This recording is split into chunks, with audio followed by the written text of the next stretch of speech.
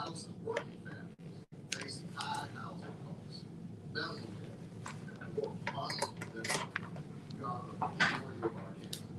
We need programs that work for us as hard as we work for our state and families.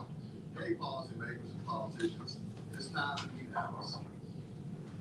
Hello, pedestrian and bicycle advocates of Central Arkansas invite you to join in a bike ride for remembrance taking place this Wednesday, May 15th at 6:30 p.m. In solidarity with thousands of riders across the country and the globe, we'll be taking part in divided silence.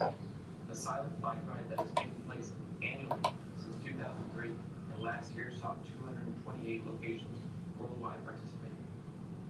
A silent procession to honor cyclists who have been killed or injured while cycling on public roadways. Although cyclists have a legal right to share the road with motorists, the motoring public often isn't aware of these rights and sometimes not aware of the cyclists. We will meet in the Bernie's Garden on Main Street at 6 p.m. and roll out at 6:30 to the Capitol with police escort. Helmets are required. See you there this Wednesday, May 15th.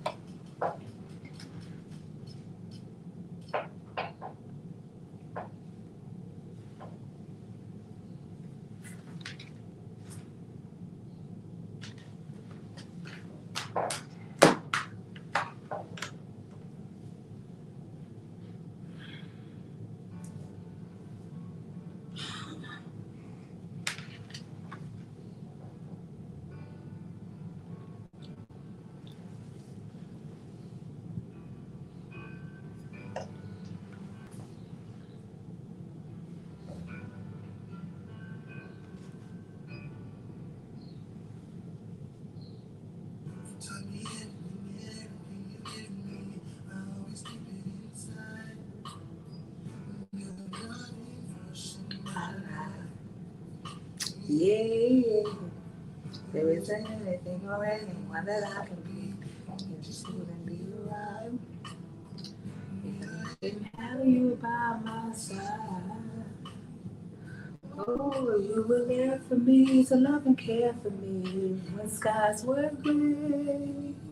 Whenever I was down, you were there to comfort me. And no one else can be what you have been to me. You will always be. You will always be the girl in my life for all times. Mama, Mama, you know I love you. Oh, you know I love you, Mama. Mama, you're the queen of my heart. Your love is like tears from the stars. Mama, I just want you to know. Loving you is like food to my soul.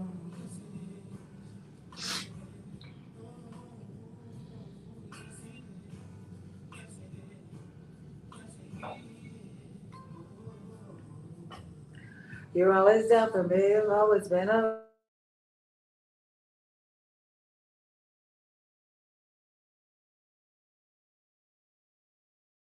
yes, you did.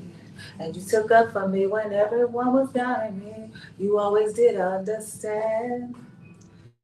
You gave me strength to go on. There were so many times looking back when I was so afraid. And then you come to me and say, I can face anything.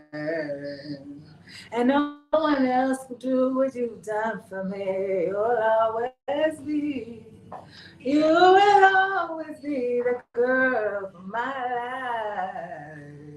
Ooh, Mama, Mama, you know I love you.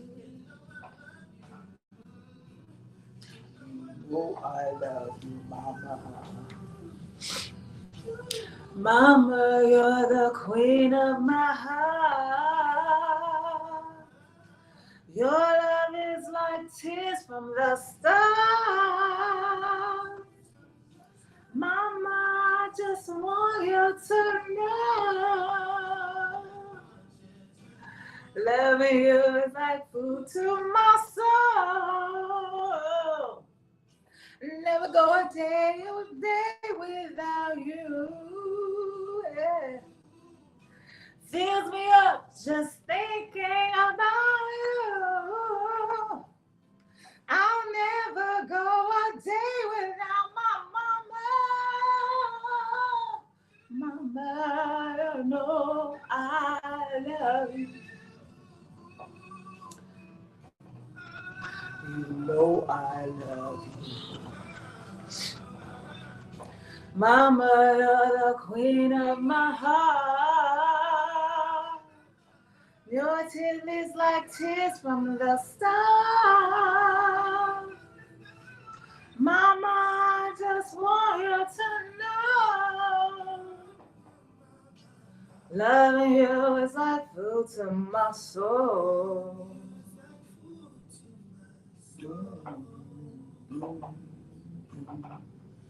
Hey.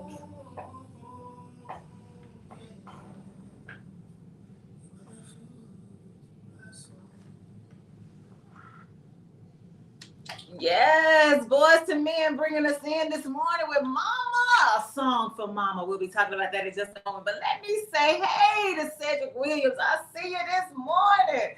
I will never, ever forget the role that your wife played in getting me through my doctorate, my dissertation, so that I could receive my PhD in education, administration, and supervision. So glad to have you with us on this morning. Thank you so much for your presence. You are listening to Community Voices right here at KABF 88.3 FM, where we are the voice of the people. You are live. The phone lines are open at 501-433-0088. You can call in and lend your voice to the conversation, because this is called Community Voices. And I want to be just clear in the spirit of transparency. Two things that you need to know. Number one, Tony, our co-host, the pastor, Tony Orr, is not in the house this morning because he is in Houston. He is doing the work of the people. He is making sure that he is advocating and agitating and activating for those people in Houston who need his help. And so he will be there, I think, like all week. I don't really know. I just ask, all I ask him is to tell me what affects my life. If it don't affect my life, I don't have to know. But I know, but he will not be here today. He is not in the studio because he is in Houston working for the people. I also want you to know that those of you who are following me on Facebook, you know that the flyer said that we were going to have a special guest, a community voice in the house today, Dr. Tane Duncan. We had to reschedule her from April to talk about FAFSA, the free application for federal student aid. We rescheduled her for today, but then she is not feeling well, so we will not have her in the studio either. So I'm rolling solo this morning. Woo, woo, I'm solo. Woo, woo. So I did want to let you know that, so that you can govern yourselves accordingly as it relates to how you hear, how you listen, how you show up to be present in this space. And that is something that we are forever grateful for. The fact that you are always engaged with Community Voices. We are celebrating this year. We are preparing right now for a huge celebration later on this year, probably in October, to celebrate 40 years of being on the air.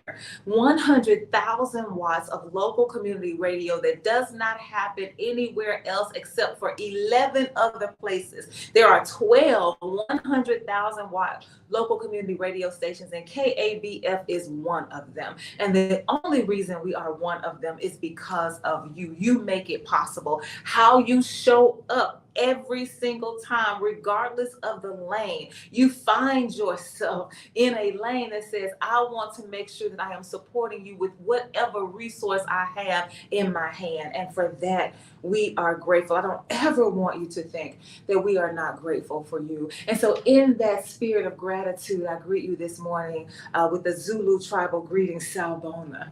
Sawubona reminds us that we are connected one to each other. We are interconnected. We can't cannot separate ourselves from each other. No label that society puts on us, no identity that they tell us we have to hold can separate us from the fact that we are one in the spirit of humanity. So Sawubona invites us into that spirit, invites us into the spirit of recognizing that, and then pushes us forward to say, not only do I recognize that we are connected human to human, but I acknowledge your presence in my life and celebrate it as a gift. The whole of who you are, everything that has brought you to this space with me, your heritage, your lived experiences, whatever it is that you have gone through has brought you to this moment. And for that, we are grateful just to be able to interact human to human. That's the invitation of the Sawubona. It is up to us to accept the invitation, but we can also reject it. Like, you don't have to treat me as human. As we can see in this world, many people have made that decision, but whether or not you accept it, it is there and it is on the table. And so in that spirit of oneness, in pushing us forward and nudging us forward to embrace it, to celebrate it, to navigate it, to live into it, that is what grounds us in this space today, as we are going to be talking about all things related to our humanity, centered in the story of Blackness. I am really adamant about making sure that the Black stories are told, that they are uplifted, that they are shared, that they are not ignored, and that they will not be dismissed. So that is a space where this is a space where we center Blackness, but in an attempt to make sure that we understand that how centering Blackness can help us all reach collective liberation, because that is our ultimate goal. And I believe it is possible in our lifetime. I am not one of those ones who believes that it's not until I die that we're going to figure it out. No. We can figure it out right now. We have every tool that we need available to us to figure out how to be more just, more equitable, more inclusive, more peaceful with each other. All we got to do is learn how to live and love differently. So we'll be talking about that on today. I do have a couple of announcements that I need to share with you. One of them I'm looking at right here on the bulletin board. Share your talent with the world. Children and adult performances will be judged separately. First place will receive $500. Second place will receive $300. Third place will receive $150. This is the community talent show that will be held at Dunbar Magnet Middle School, 1100 Wright Avenue on May 24th in 2024 at 6 p.m. You can sign up to audition. There is a QR code. Let me see. I think y'all gonna just have to call me. Yeah, because you can't. I'm gonna try to post this QR code on my Facebook.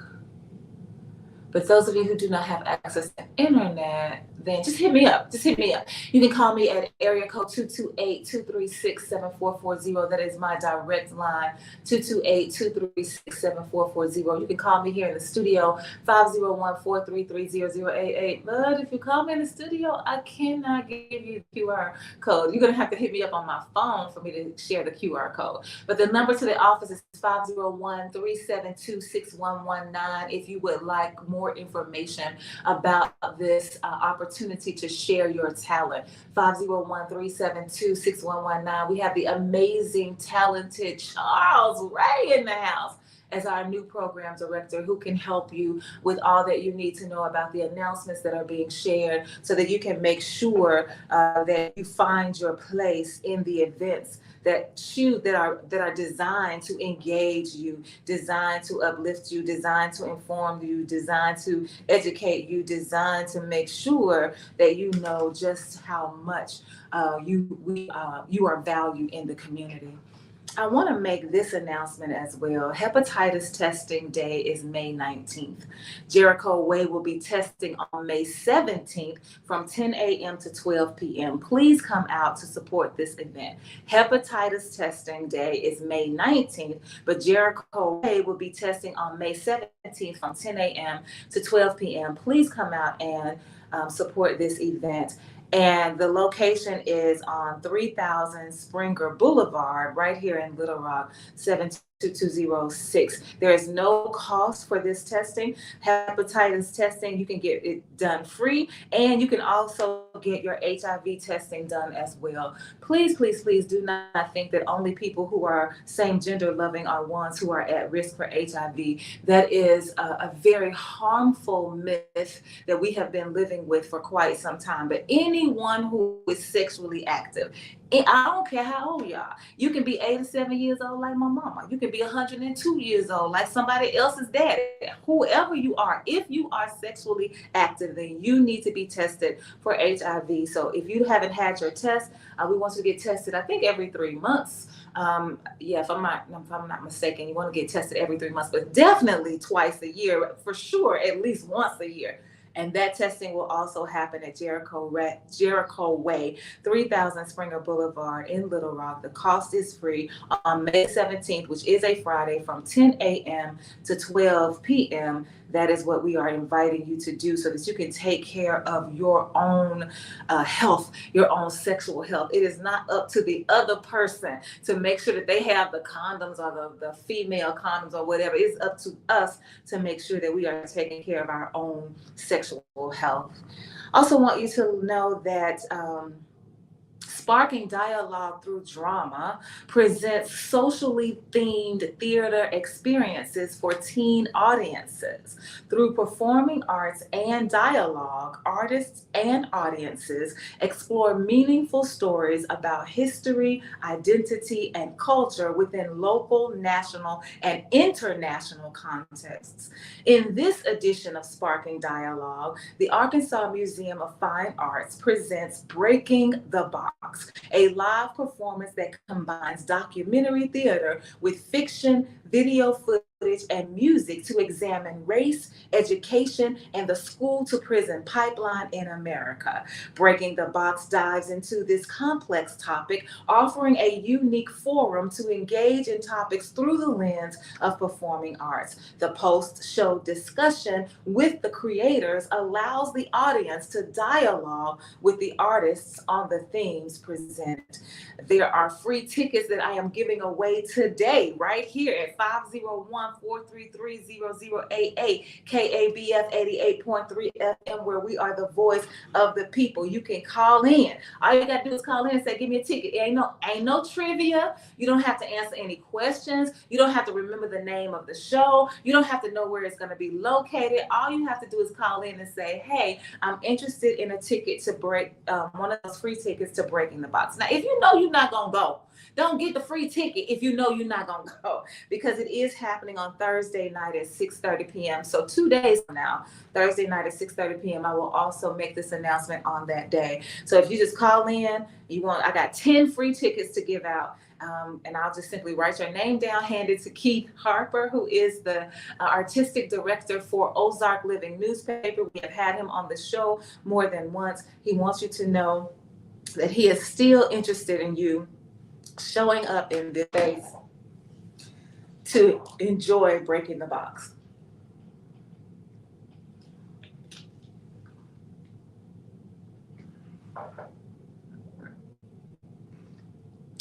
Let's see. I think I have another announcement.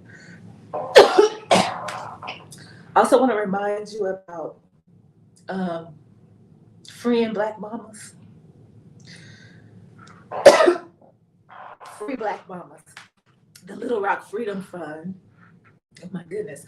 The Little Rock Freedom Fund is continuing to free Black mamas. So you can text 53555 to Free Black Mamas, and you can donate.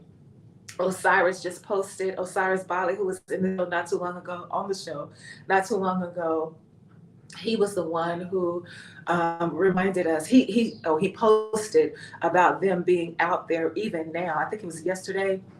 They had been waiting 5 to 6 hours to free some Black mamas. So this is not just this is not just an event that we are talking about. They are actually doing it. The executive director of the Little Rock Freedom Fund is Dawn Jeffrey. We had her on the show not too long ago as well. And they are for real releasing free Black mamas from jail. And he did say that Pulaski County is the only jail that they have had this kind of problem with, where it's taking 5 to 6 hours to get a person released. And so that's another thing that we want to talk about. I appreciate you community members who are reaching out to call the jail to voice your concern about how long it takes to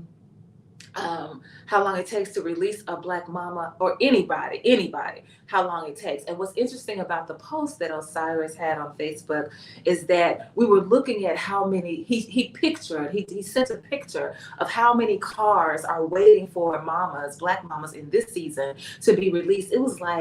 It was 2 rows, like 2 full rows on both sides of the parking lot. And so it seems like they have a problem releasing them. And yet all the while they're waiting to be released, there are police cars constantly rolling in for intake to bring someone into the prison, to the jail. So we want to make sure that we are keeping that in mind, how we are operating as a community, how we are operating human to human, so that we can continue to live into the spirit of Sawubona that says, first and foremost, I see you as human and I want to interact with you and engage with you in that way.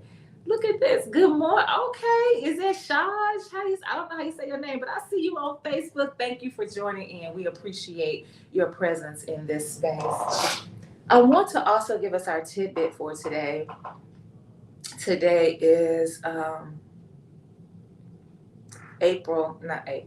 This is May 13th. Today is May 13th. So on May 13th, in 1956, 4 white men raped Annette Butler, a Black 16-year-old in Tylertown, Mississippi, and are later acquitted by an all-white, all-male jury despite a confession. On May 13th in 1956, 4 white men raped Annette Butler, a Black 16-year-old in Tylertown, Mississippi, and are later acquitted by all-white, all-male juries despite a confession. So the people who perpetrated this harm on this Black body of a 16-year-old woman, somebody says, yeah, we did it. And despite the fact that they said, yeah, we did it, the all-white, all-male jury still acquitted them, did not hold them accountable for what it is that they had done to this body. And that is something that we have to continue to talk about, especially now when you know that I am collecting signatures for the Arkansas Abortion Amendment. I'm collecting signatures for us to put it on the ballot for the people to decide. I am not collecting signatures to say that you are for or against abortion. That is not the issue on the table at all. We had Dr. Karama Neal in here in April, who was talking to us about the importance of understanding that this issue right now is not about do I agree or disagree. It's about putting it on the ballot for the people to decide whether or not you agree or disagree. Now, once it's on the ballot, you can vote yes or you can vote no. That's totally up to you. I am not trying to convince you how to vote, but I am trying to convince you and persuade you and nudge you and push you to understand how important it is for us to have a vote, particularly at the ballot box, because it's at the ballot box, these kinds of legislations, these kinds of legislative measures that allow for juries to be all white and all male, that was the law. They legislated that. So we have to be the ones that say, no, we are going to shape what happens in the legislature. We are going to shape what happens in our community. We are going to be the voice of the people so that everyone is recognized for their humanity and everyone has a right to bodily autonomy and everyone has a right to say no and a right to say yes when that is what they feel in their minds, their bodies, their souls, and their spirit. And so voting becomes a huge part of this, because it's only because the law allowed them to have these all-white juries that this racial discrimination was able to happen, that did not afford Annette Butler any justice as a 16-year-old Black young woman who was raped by 4 men. So that kind of thing continues to happen because especially when former President Donald Trump was in office and they were talking about reproductive justice, and they showed the picture, they took the picture. I don't know, one of the reporters, I don't know who took the picture, but it was a nationally, it was a nationally posted picture. You had nothing but white men in this room deciding about the reproductive justice of bodies who can, in particular, deliver babies. And so we want to make sure that we diversify the people who are making decisions on our behalf, because representation matters. White men don't know anything about having a baby. These white men that were in this picture, you don't know nothing. You don't know nothing. Even if you've heard, even if you have a partner who is whose body can deliver babies, you don't have that experience. So you need to be informed by other people. And for you to be informed by other people means that you have to be in relationship with other people who have different experiences. So diversity is something that we absolutely have to advocate for, because representation matters. If there were a woman in that room, or if there was a body in that room who actually has the ability, the capacity to give birth, the conversation changes. When you add race in the room, when you allow race in the room, the conversation changes. When you allow a poor person in the room, the conversation changes. When you allow a person of color and a Black person in the room, the conversation changes. So we have to be willing to make sure that the spaces that are governing us, in every space that's deciding what we can or cannot do as humans, we have to have as much representation as possible across all lines of difference. That's the only way that this is going to work, this experiment of what it means to be human in this world that we are living in, on this planet that we call Earth. So I wanted to make sure that I gave you that tidbit and allowed us to think about it. So many people, it never fails. Somebody always calls me, or somebody always calls somebody to tell me to not spend time on these tidbits, because we want to believe that these kinds of things are not happening anymore. But it's not true. We are still living in a world where racism runs rampant. It prevails. It is pervasive. It is invasive. It is ugly. It is evil, and it is still very much a part of our lives. And we have to be able to have open and honest conversations about that if we want to affect change. Now, if you don't want to affect change, I understand why you don't want to talk about racism. People who are trying to ban books, people who are trying to, who are speaking out against critical race theory, which they're speaking against something they don't even know anything about. People who are adverse to or anti-Blackness, you don't want to have, you're not trying to affect change. You want things to stay the way they are, and you are being very clear about that with your behavior. That is why those of us who understand the importance of speaking truth about who we are as a nation, who we are as a world, we have to be more vocal, no matter what it costs us. Even if it costs us our jobs, even if it costs us relationships, even if it costs us social what word am I hear the word in my head, but I cannot think about it off my tongue. But even if we're not going to be invited into spaces where we want to be invited into, like the social club, or like the whatever the status clubs are, even if it costs us those invitations, we have to be willing to voice our concerns and to make it known how we feel, and to let everybody know that we are fighting for justice in all spaces. So I rooted the song today, and it's grounded in this 1956 tidbit about Annette Butler. I want us to keep her in mind. And I was reading, the song was a song for Mama by Boyz II Men. I can't remember exactly what year it came out, but I do remember my older brother. There are three of us. I have two older brothers. I'm the baby, the only girl. And my older brother, Derek, he was actually on the show last week, or whenever my birthday was, he was on the show. Dr. Derek Daniel.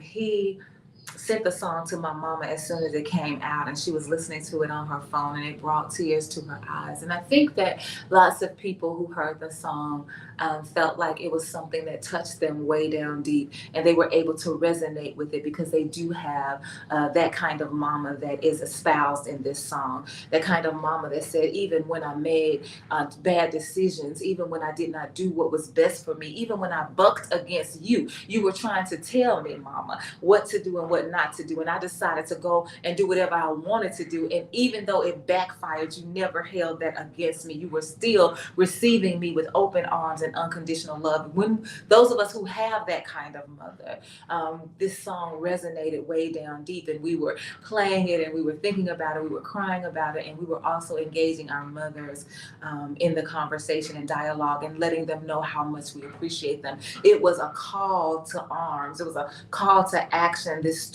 song, to say, hey, have you appreciated your mother? How have you shown up for your mother lately? How have you appreciated your mother lately? And I do not want to gloss over the fact that there are some mothers who do not deserve this song. Like, that's a real thing. There are some fathers who actually, if you just think of, if you take gender out of the equation, if you continue to remind yourself that we live in a world that is governed by, that is led by, that is guided by a bunch of systems that are interconnected, that have no basis. They are not real systems. It's something that somebody created in order to control us. So when you take gender, which is a system of oppression, when you take that out of the equation, there are some men who exhibit what it means to be this kind of quote unquote mother in this song, the one that cares for the children, the one that is present for the children always, the one that is nurturing the children at all times in all spaces. There are men who actually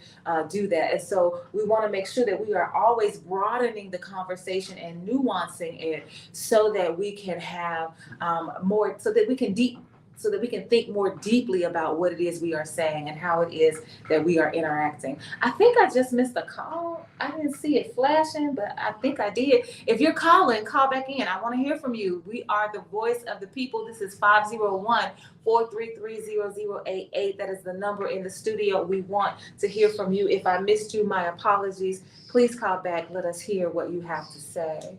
And so this song about mama, I chose it specifically because, oh, here we go. Caller, you're live on the air at KABF at 8.3. Good morning. I'm calling about the ticket you just mentioned. Oh, okay. Let me get to my goodness. Can you turn your phone down? I think it's your phone needs to be cut down. My phone. Yes, can you cut down your phone, please? All right, tell me your name. Delissa Green. Melissa. Dolisa. DOL. Say it again. DOLISA. ISA. Green. GREEN. Is there an E on the end? No E on the end. Delissa. Oh, you got a unique name. What's the story of your name? It comes from my three aunts, Doris, Lily, and Sarah. They took the first two letters of each aunt, put it together. Oh my goodness, that's beautiful. Thank you, Delissa. Thank you. I will absolutely make sure that you have, I've got to send it to Keith Harper. All you've got to do is show up at 6:30 p.m. And they will have your name already there and you can get in free of charge. Okay. Thank you very much, and I enjoy listening to the show. Thank you so much. Thank you so much. Appreciate you. Okay. Take care.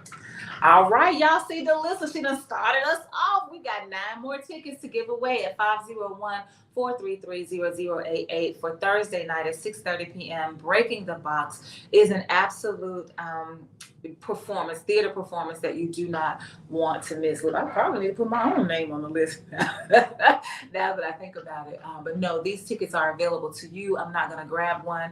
9 more people call in and say you want the ticket, and we will make sure that you have access to the show on Thursday, 6:30 p.m. at the Arkansas Museum of Fine Arts, 501 East 9th Street. Oh, that reminds me that I did not announce about Domino's in the park. We are actually in the park right here on 21st Street, Petaway Park. We were there on Oh, sorry, we were there on Friday, but something happened on Friday. It was a lot going on Friday. It was a lot going on at the table with people making statements about not knowing. Leonard was like, I don't know anything about the Little Rock Nine. And we were all like, what? And then there was an incident that was happening in the park that made me think about sex trafficking. So we like, what? So there's a lot happening. We invite you to join us at the park from 5 to 7 on Fridays. Every single Friday we are playing dominoes in the park. And it is true that there is actually a dominoes game happening, but there's also lots of conversation. You don't have to play dominoes. Phyllis Brown shows up. She ain't even trying to play, but she got plenty of stories to tell, and we always enjoy it. So please join us if you can. That's Fridays from 5 to 7 right here on 21st Street at Petaway Park. So we're talking about this song about Mama because Sunday was Mother's Day. And those people who have an intimate relationship with me, I know that some of you believe that you really know me because of listening to the show. You listen to the show on Tuesday mornings. Perhaps you listen to The Good Fight on Tuesday nights, where I am live on Facebook at 7 o'clock talking about and challenging our faith, how we show up as faithful in the community. And so because you are privy to those conversations, you think that you know me. And I do think that you know something about me, but you definitely don't know the essence of who I am because it doesn't come out in either of those spaces. But those people who are in intimate relationship with me know that I do not celebrate holidays. I no longer celebrate holidays. I stopped celebrating holidays when I became a pulpit pastor. And it's really it's really an interesting story how when I got into ministry, I assumed that my call was to be a disciple of Jesus Christ who was making other disciples of Jesus Christ in order to transform the world. Like I really believed that. I stood 10 toes down on that. I was firm about that. I was an evangelical. I was an evangelist. I was one who would always pray prayers of salvation. I led so many people to Christ, and I baptized so many people, like the whole nine. I just went in hook, line, and sinker. But once I became a pastor, a pulpit pastor of a white church, I had been a pulpit pastor of a black church for 1 year, but the change in me did not happen until I became a pulpit pastor at a white church, because race was very much a part of the conversation and a part of the experience that I realized, wait a minute, what are we doing? We give a lot of lip service to being Christian. We give a lot of lip service to serving God. We give a lot of lip service to being one who is holy and sacred and sanctified, set apart from the world. But when the rubber meets the road, what we say does not match how we act. And so once I began to see how hypocritical it was when we would say one thing about Jesus and do something else about the people that we say belong to Jesus, I started divesting from this system of religion. Hold on. Caller, you're live on the air, KABF 88.3 FM. Thanks for calling. Yeah, you were calling. Thank you for being there. I appreciate your comment. I just got a question about people. Does your phone happen to be up? Your radio, do you have the radio nearby? Okay, am I doing better now? Yes, absolutely. Yeah, that's better. Okay. There's still a echo though. Yeah, I'm sorry. I still need you to cut your radio down though. I don't even have my radio on. Oh, okay. Well, I don't know what that is. Okay, we're gonna try to hear you, but it's a lot of screeching going on. That's okay. Go ahead and continue. I don't want to hold up your flow. No. What is it that you called in to say? We do want to hear your voice. I called in to say a couple of things. People walking around with scriptures in their mouth and hate in their hearts. Mm-hmm. And then, so evidently, what your description is about a white church and a black church, evidently, y'all got two different gods and two different Jesuses? I would argue yes to that. Did call? Okay, I think he hung up. I don't know if that was a question, like, do we have two different gods and two different Jesuses because of the experience that I had pastoring a Black church as opposed to the experience that I had pastoring a white church? Let me just be clear. There were Black people in the Black church who absolutely opposed my presence in the pulpit, particularly because I am a woman, and definitely because I was, I am one who came up in a tradition that did not believe that women had to be covered up from head to toe. So I would have my arms out, I would have my toes out, I would have on pants, and they absolutely did not appreciate that at all. So just because it was a Black church, I do not want to give the impression that I did not face any opposition in that church. In the white church, even though I faced a whole lot of opposition, there were also white members of that church who pulled me in. They were absolutely 100% Team Denise, trying to make sure that I could be the be as successful as possible as a pastor in that space. And so I do want to make sure that I say that, because we want to be clear about, again, having conversations that are broad and nuanced, so we don't treat people like a monolith. Like, all white people don't act alike, all Black people don't act alike. So I want to be clear about that. And I do want to address the caller's concern about, is it two different gods that we are serving when it comes down, when you factor in, when you look through the lens of race, when you look at religion through the lens of race? I would absolutely argue that it may not be that we are serving a different God, but it is absolutely a fact that we are serving a different interpretation of that God. And that interpretation is what fuels us, what guides us, is what motivates us to behave in the ways that we do. And so Black people and white people, I do not believe, there's nothing in my body that makes me believe that we understand God in the same way. It may be the same God that we're talking about, but I do not believe that we understand God in the same way. And therefore we do not operate in the same way. We do not demonstrate, or God does not manifest in the same way because of the difference in interpretations. So I just wanted to say that to the caller. Thanks so much for calling in. And so I was thinking about, so I do not celebrate holidays at all. And again, it wasn't until I was a pulpit pastor that I was like, wait a minute. I need to start thinking about what it is that I'm doing, because I came to know Jesus because I was my body was being traumatized in my home, and I had been a cradle Christian. So I grew up in church. And so I just thought that I believed with every ounce of my being that there was a man, that there is a man that named Jesus who could deliver me. And so that is what started me on this path to becoming more and more involved in the religion of Christianity. And it just so turns, it's a whole, it's a whole nother show for me to talk about my call story and how I ended up being a preacher and going to seminary. Like, that was not my intent at all at first. I just wanted to know that there was somebody who would defend me, who would come to my rescue, who would protect me, because I was not receiving that at home.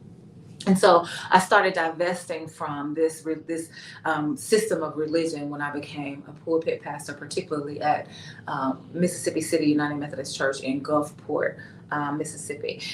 And so when I thought about Mother's Day, someone called me and asked me, what did I do for my mama on Mother's Day?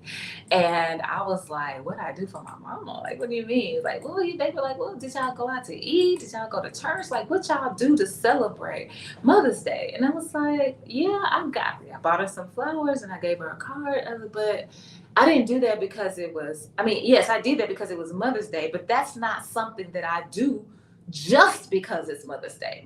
Any day, my mother will come home and there are fresh flowers that have been cut and arranged by me, by my hand. I don't deliver them to the house. I don't have them delivered. I go and buy them from the store. I bring them back and I cut them and I choose the vase. I'm very meticulous about that. I want to choose this particular vase to go in this particular place. I put some in her room. Like, that's something that I do on a regular basis. And so I was just kind of thinking, like, we have are going to have to start thinking more deeply about how we are complicit in these systems that tell us how we are supposed to act, that control our bodies, and they are doing it only so that they can capitalize on the labor of our bodies for this particular day. So on Mother's Day, many people end up patronizing any number of restaurants because it's Mother's Day, the whole family wants to go get together and go out and eat. And so the places are packed, restaurants are packed, eateries are packed, and people are waiting in line, complaining because you're waiting in line because you're trying to celebrate Mother's Day. The florists, people who sell flowers, whether it's online or whether it's local, they have one of the biggest upticks in their business happens on Mother's Day because we want to make sure that on that day our mother gets flowers. Or even these huge organizations and operations like Amazon or whoever else you order from, they have way more traffic during the holidays, during these seasons, during these days that we have deemed important, because on this day we want to make sure that we show our mothers how much we love them and how important they are. And I was looking at Facebook. Again, I've started scrolling Facebook. I used to not do this, but now I scroll Facebook because it actually helps offer some content to the conversations that we have together. But there was this Facebook meme where it was divided horizontally into two sections. So it's one square with a section at the top, a section at the bottom. A section at the top was a mother who was being loved on by her family. So there were different members of the family. Somebody was taking a picture, somebody was hugging, somebody was sitting on the couch. And so the mother was surrounded by people who were wishing her a happy Mother's Day. The bottom section of the picture said, so the top picture, it said Mother's Day. And in the bottom picture, it said any other day. That's what it said, any other day. And the mother was sitting there alone. So on Mother's Day, we show up, but on any other day, we are not there. And so I was thinking about how true I believe that is, and how it also, how it manifests in my life. So when I started doing this too, also when I was a pastor, when a person dies, then the congregation would rally around that person, would make sure that we had this kind of system where everybody would make sure that you had food to eat. Everybody would make sure that you had, somebody was washing your clothes, like whatever you needed as you were going through this initial season of bereavement because you lost somebody that you love. And that would last from the moment that we found out that the person that you love died until the funeral. But once the funeral was over, the repast. Once the repast was over, after we had the funeral, we'd gone to the interment, we watched the body be lowered into the ground. Then we go and come back to the church and we eat. Everybody laughs and giggles and fellowships in the way, however they choose to celebrate the life of that person. And then once that is over, nobody shows up anymore. So I learned, the way that I molded and shaped my own ministry was to not even be fully present when there was a person who had died. Like, of course I would be there for visiting hours. Of course I would show up if they had a wake. Of course I would be at the hospital. Like, I would do all of those things, but I would let the church do its job. Do everything that y'all are going to do until the funeral. Once the repast is over, then it was after that I was making visitations. It was after that I was showing up to sing. It was after that I was showing up just to sit in the room with a person without saying a word and allowing them the time to cry. Because if anyone who has gone through the death of a loved one, if you're like some of us, you're on autopilot. You really don't have time to grieve because you got to get to the funeral home. You got to get the obituary. You got to get the program. You got to do, it's so much stuff that you have to do that you don't have time to feel. You don't have time to emote. So it was after the repast that I would show up and be like, look, I'm just here. You don't have to do anything. We don't have to have a conversation. I am just here. And so it is important for us when we think about these holidays that are constructs, we have to think about what's motivating the holiday. Now, don't get me wrong, the holiday is generally rooted in somebody deciding that we need to call attention to this because somebody is being invisibilized. Somebody is not being seen. We are overlooking the benefits of being in relationships with mothers. We're overlooking the sacrifice that mothers make. So that's usually how the holiday starts, that a person is genuinely wanting us to think about how important this day, whoever it is we're celebrating on this day, how important they are. But then what the world does, because we live in a capitalistic society, the world then corrupts that pure thought behind the invention of the day, and it then becomes all about money. And so here is Phyllis Brown saying, U.S. consumers set to spend $33.5 billion Mother's Day 2024. U.S. consumers set to spend $33.5 billion on Mother's Day 2024. So we're being used.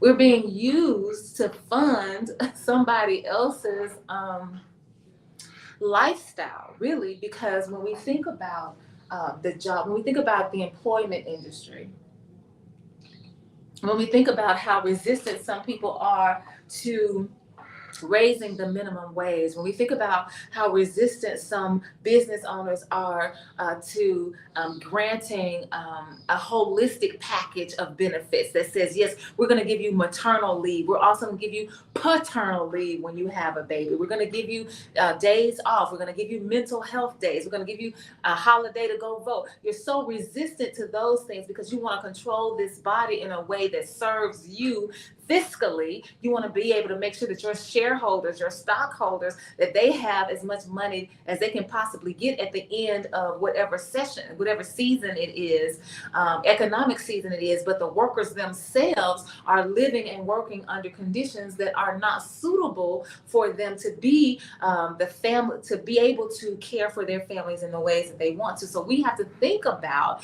how complicit we are in this capitalistic system when we do things like this. When we decide that it's only on Mother's Day that I want to make sure that I let my mother know how much she means to me. I was late getting to the station this morning because my own mother does not feel well. And I had been thinking about this before I realized that T wasn't feeling, because on Tuesdays and Thursdays, she usually goes to Hayes Senior Center. I usually drive her there before I come to the station, but this morning she did not want to go.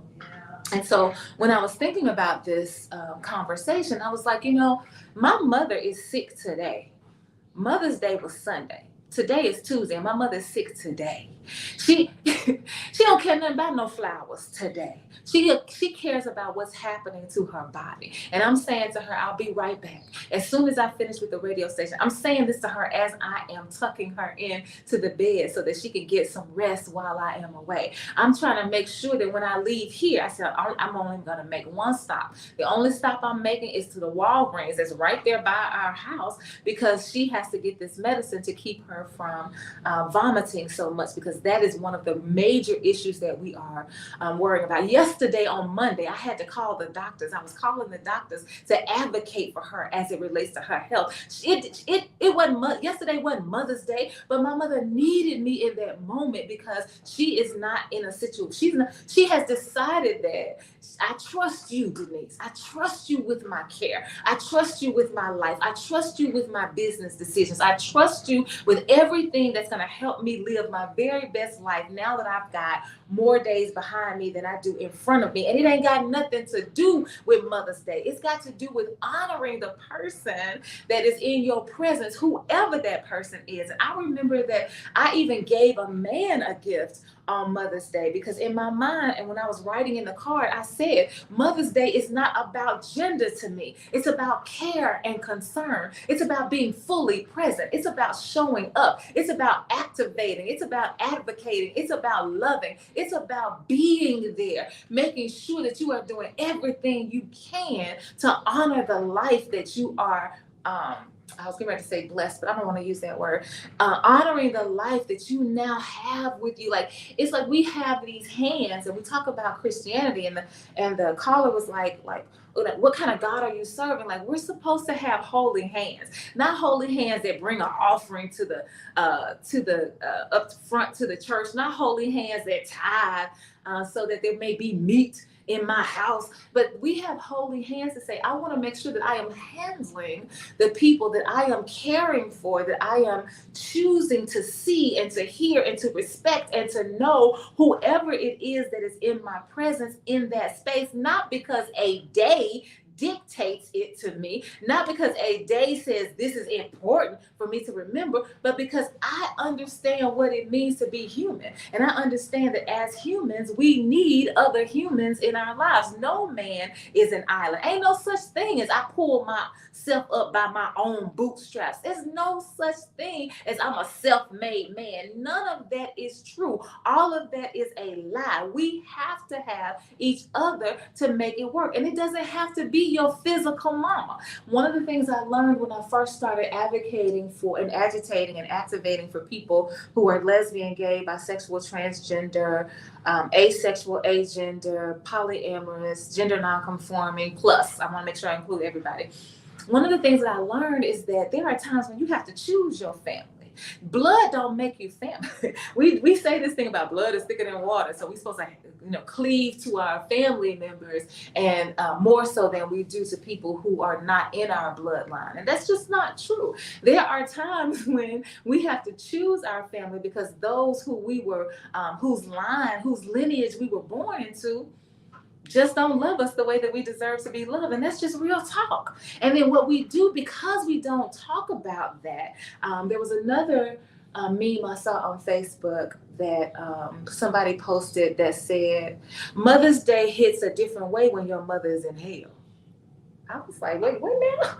It says Mother's Day hits a different way when your mother is in hell. All the talk that we do about Christianity, we believe that we say everybody goes to heaven because all you got to do is confess Jesus, even when you're on your deathbed and you're going to go to heaven. But really, if you really want to be honest about it, evil persists in this world and it is manifested in a human body. So there are human people who are evil, and some of them are in our family. So just because you my mama, just because you my daddy, just because you my sister, just because you my brother, my cousin, my auntie, them, does not mean that we are in right relationship, because things don't always work out that way, which is another reason why we cannot be confined to these days that somebody is using us to celebrate so that they can capitalize off of our money, because we have to be able to say, hold up. We need to be in relationship. And what does that mean to be in relationship? And let's talk about that. Let's not talk about mama, daddy. Let's talk about people and humans and how to treat each other better. That's what we got to figure out how to do, regardless of who the person is. Yeah, I didn't know it was 10 o'clock until I saw your girl Lola right here in the house. Your girl Lola is in the house, ready for 2 hours of jazz right here on this Jazzy Tuesday. And she's going to continue this conversation in her own way, bringing you music that enlivens your soul, bringing you music that makes you think about what you need to be doing so that you can have the very best, that you can live your very best life in relationship with other people. And I'm going to leave you with this song to open her up from Alicia Keys. It says, If I Ain't Got You. And so Alicia Keys says we got to be thinking about what's most important. And then what's most important is making sure that we are honoring the yous that are in our lives, regardless of the relationship that we have. Develop a relationship with somebody today that is rooted in love. That's all we're asking you to do right here on KABF 88.3 FM, where we are the voice of the people. I'll see you on Thursday. Where do you get these great topics? That's wonderful. I love Alicia Keys. I could play